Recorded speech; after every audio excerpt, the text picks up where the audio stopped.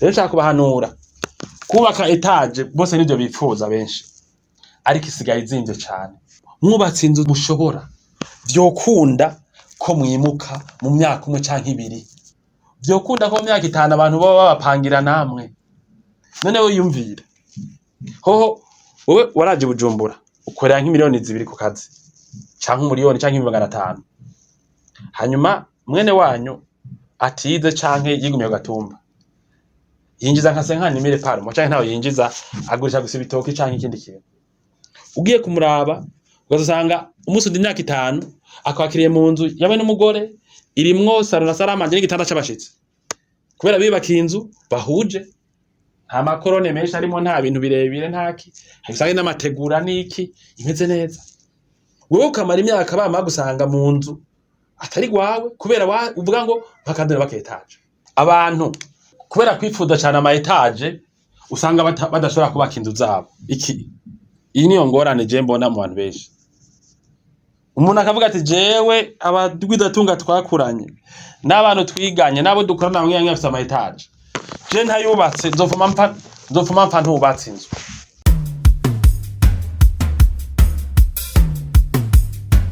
Ugira aho uba wubahwe. Hari ikintu no muzi ngomba kubigisha kijanye n'uburaro, inyubakwa. Ndabikoreramwo, murazi ko twubaka amazu kuva kera. Nabikuriyemo ndumufundi, hanyuma mba mu chef muri ibi bintu, hanyuma na negosia amakontra n'ayandi, ndabona ibihomba, ndabona n'ivyunguka. Ndashobora kumenya agaciro k'inzu ku muntu, ku murundi cyane cyane. Ku buryo nshaka kuvuga neza ntihenda nti ubonye umuntu umukozi wa leta canke uwigenga canke yikore vyiwe, je sinovuga ngo yikore utwiwe. Mu Burundi hari ikintu bavuga ngo abikora utwabo, kubera mu Burundi abakora ivyabo abandi bose bafata ko no mu bitabo bavuga ngo abikore utwabo, abakora ivyabo bafata ko baciriritse. Je mvuge abikorera ivyabo, secteur privé, abikorera ivyabo, abarima, borora, abagirana ikintu cyose wo gukora. Ubonye umuntu adafise inzu ntuzumubwira ngo ajya nabi, cyane cyane muri no misi. Kubaka inzu unyumvirize neza bisigaye bigoye, ku buryo ubonye umuntu atayifise nawe bafise akazi keza ntuzuvuye ngo ajya nabi. Biragoye cyane kubaka inzu. Nico gituma uno musi ngoma nabigishe ukuntu mushaka kuronka inzu. Bantu mutaritura BMBC Group muriko murahomba. BMBC Group nishira hamwe rutura yubaka rigaca rigurisha amazu kuva mu 2012. BMBC Group ririko rirubaka amazu mu gisagara ca Bujumbura, ibigwati vy'amazu meza cane hafi uburari 1000. Umve tubahonje. BMBC Group iriko yubaka ibigwati vyagutse cane, usangamwe amazu amajana n'amajana. Aho ni muri quartier Miriware ya mbere, Diaspora City, Tenga na Gahahe, n'ayari karaduzwa mu matongo y'abantu. Abakiriya ba BMBC Group hanini n'aba diaspora. BMBC Group ifise amatongo kwije ibisabwa, wiguriye inzu yawe mu nyuma ntazuguruzuguru. BMBC Group ikubakiye inzu ushobora kuriha cash canke bukebuke canke kwidanirizo mara imyaka 50. BMBC Group irubaka inzu igacishiramwo vyangombwa vyose, ukinjira umenga utashe muhira. BMBC Group yarazize kuzera inze, umva kabirya kayo yifitiye n'inganda zihingura ibikoresho bijejwe kubaka ayo mazu. Murashaka kubakisha amazu y'uburaro, amahinguriro, amahotel, amashure, ibitaro n'izindi? Egere BMBC Group ifise aba engineer b'inzobere kandi bo ku rwego mpuzamakungu. BMBC Group muzoyimenyera ku mazu yakaka kandi akomeye cane ku biciro vya mbere biri hasi mu Burundi.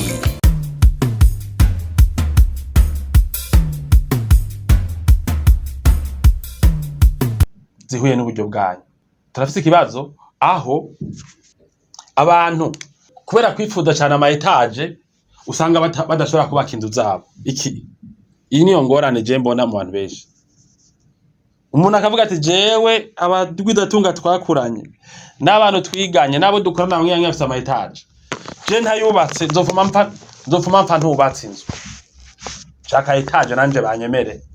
mugabo hariho n'abandi bavuga bati jewe nuwo ma deux chambres salon n'ubundi nkose deux chambres salon jewe no kwimukira muca nigira iwanje wewe woshima kuba uwuhe umuntu agera mu myaka 60 akiri kagwana na etage n'undi agabanya susi akagera akubaka inzu isanzwe deux chambres salon yiwe a35 canke a40 wewe woshima kuba uwuhe wewe hariho abarundi bamara tuterere bariko baragwarira kuzokubaka inzu ya etage ya mbere canke inzu nyene giteye imbere ya mbere hariho n'uwundi avuga ati jewe kubera muravyogorane vy'ama etage reka nubaka inzu ya mbere mane nduhuke ikiritse imeze nk'izi mpanga hanyuma nzokubaka iyindi nzu shaka ntekanye mu yindi myaka nzoshaka ndayubaka iburura abana baze bayimarire mugabo sindinde nsaza ntararonka inzu iwanje wewe woshima kuba uwuhe nimba woshima kuba uwo wa mbere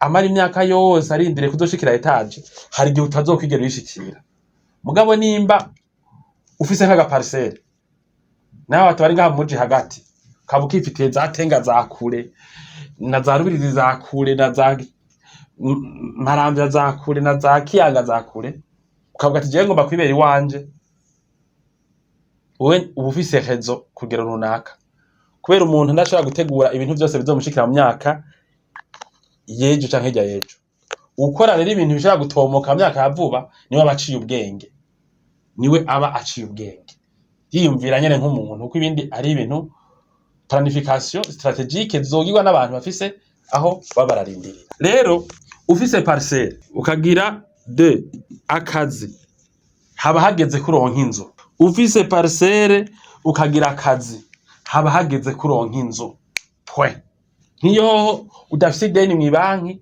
haba hageze kuronka inzu udafise parcelle noshobora gutahura uvuze ati ntanzu ndoronka vuba kuko itongo risigaye rizimvye Bujumbura mbere no mu gihugu hagati ubu kugura parcelle birazimvye cane mugabo nk'abantu bose bafise ama parcelle kubera iki muguma mupanza amazu y'abandi kandi bikunda ko mwibakira amazu hamwe mworeka kuza murarondera ko impression abantu none wewe nk'ubu ahantu mwege mupanze mwebwe ubu inzu dufate mwege muyiri hangahe canke ingana gute yo bifise deux chambres salon yo bifise toilette wese intérieur yo bifise amazi mu rupangu yo bifise amatara wo bukoresha gaze n'ibindi dufate rero ko wewe ubuye dufatiwa mu Kamenge wana ni quartier ya kera za Kinama za Carama za Cibitoke ngaho za Kanyosha we rero warahagiye usanga hari umuntu yahaje kera imyaka nka 10 imbere yawe hataratera imbere atana abantu bahambaye bajayo uco hasanga hari inzu ya deux chambres salon uyiriha ubu umuliyoni irimwe amakaro canke nta yarimo uyiriha 1 million urabona ko ahantu muberanye kubera wana n'abantu baba boss abahavukiye barateye imbere baraye abakadre kumva nyene umengo ahantu hiwanyu mugabo waraguza aga parcelle kereke pare ngahi Bujumbura urazi ko iyo parcelle vyoroshe kuyivyaza inzu hamwe woreka kwipfuza kwishiramo etage hamwe bavuga ati nubundi mpanze inzu ya deux chambres canke trois chambres salon kandi imeze nuko nkijya nanje no yubaka reka mbaze BMBC ko no bishikako urazi ko vyoroshe kwivyaza inzu hamwe ufise parcelle navuze nti umuntu adafise parcelle nakazi biragoye kubaka inzu mugabo umuntu yaguzaga parcelle kera canke vuba yakibitseko woshaka guca utangura ubwo nyene hamwe woyagana twebwe abakambwe tubikoreramo kubera iki kubera n'ubundi iyo nzu wifuza kubaka ya etage n'ubundi si yubamo kandi etage nimba ushobora gufata imiliyoni 40 40 miliyo canke 50 ukabwira BMBC ati ndondera ukuntu ano mahera yomviramwe inzu etage ntibikunda ko bayipirata udashaka ko bikugwako n'abana bawe etage ni wayubaka uzofisa amamiliyoni amajana baza guhende ngwijana bana ko kwivyo ngaha bigoye uzofisa amamiliyoni amajana turi kumwe nukuvuga rero abantu benshi jewe maze kuyaga nabo bavuga ati je nzokubaka etage none kumva ko ndi for nzokubaka etage akamara imyaka 30 20 ariko arondera ukuntu azoronka uburyo bwo kubaka etage uwo bangana yagize ijisho remuru yagize vision indende agafata muri ya parcelle agabita mu kibanza kimwe inzu ya deux chambres salon akaza tukamubwira ukuntu izubakika za makeyi. Hanyuma amaze gutekana ari iwe ugamba nirasi yaca yongeza abana biwe babiwe ntabakiri hamazu aca atakwimvira ukuntu rero kubaka atakiri hamazu atamafagitire shakimo ukuntu yo kwibakira inzu ya etage mu kibanza gisigaye navyo nyene birakunda. Rero nshaka kubahanura kubaka etage bose nivyo bipfuza benshi ariko isigaye izinze cyane. Mwubatse inzu mushobora vyokunda ko mwimuka mu myaka umwe canke ibiri, vyokunda ko mu myaka 5 abantu baba babapangira namwe. None we yumvira hoho wowe waraje Bujumbura ukorera nk'imiliyoni 2 ku kazi canke umuliyoni canke 500, hanyuma mwene wanyu atize canke yigumiye gatumba yinjiza nka 50,000 parmo canke ntawe yinjiza agurisha gusa ibitoki canke ikindi kintu. Ugiye kumuraba ugasanga umunsi ndi imyaka 5 akwakiriye mu nzu yawe n'umugore irimwo saro na saramanje n'igitanda c'abashitsi kubera bibakiye inzu bahuje nta makorone menshi arimo nta bintu birebire ntaki habisange n'amategura niki imeze neza. Wowe ukamara imyaka bama gusanga mu nzu atari gwawe kubera uvuga ngo bakandura baketaje.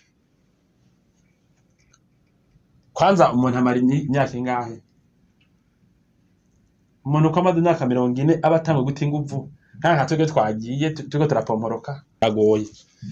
Byo biranumvikana abantu bamwe barinze bapfa bategeze bubaka inzu kuko kubaka inzu biragoye. No mu bihugu biteye imbere abantu bamwe mbere benshi barinda bapfa batazubatse n'abakoze ubuzi baratubwiye niyo mu Buyapani n'abakoze ubuzi mu masosiyete no mu mareta hari igihe abandi baje muri leta batorose inzu yabo kubera bigoye. Rero ubonye n'umuntu ashaje adafise inzu yagize amahirwe karonka nka pension nawe nyene irakombati. Rero urose amahirwe yo kwironka nabaye ubuhambaye kuko birumvikana nuko kuri bino biciro bya kino gihe n'umuntu arinze atigera yironka yiwe byo bavyumvikana naho nyene. Rero bisigura iki? Ntimuze muravuga ngo je ngo hakono bakangujyana aka ndabaza abantu bavuga ngo nsha uje kweri ngo hakono kwa kajya kadukanaka uje no ufuma ngupfa mpanze upfu panze nyene. Donc abantu bake gupanga cyane imyaka myinshi n'abantu batafise ama parcelle kubera nayo agoye kuronka nabo ndabatoza umutwe wuhe yaguma mugomba kuba muri aya makartie mwashike nk'Ibujumbura. Hari ibice wo Bujumbura yaranaguse mushaka nk'amatongo angana n'uburyo bwanyu. Déplacement zihari kandi nizoko amazibuze mu Rumonge ni hagufi, Igihanga Ibubanza ni hagufi, mu Cibitoke ni hagufi. Ni muje kugura amatongo ahantu hahuye n'uburyo mufise. Murego mwiyumvira kuzokwimura abantu bikiri kandi muhenga umuliyoni umwe canke 2 kuko hariho déplacement. Je hari igihugu nagiyemwo ababosi bose baka kwitonga iwabo bafise amabarabara akomeye uzona abantu bose birirwa amahayi we bariko barataha. Umuntu aho yavukiye yubaka hiyo nyene usanga ibiyetaje byo mu centre ville byo mu bingana n'ibiyetaje bya ruguru by'ababosi bitera ku matongo iwabo.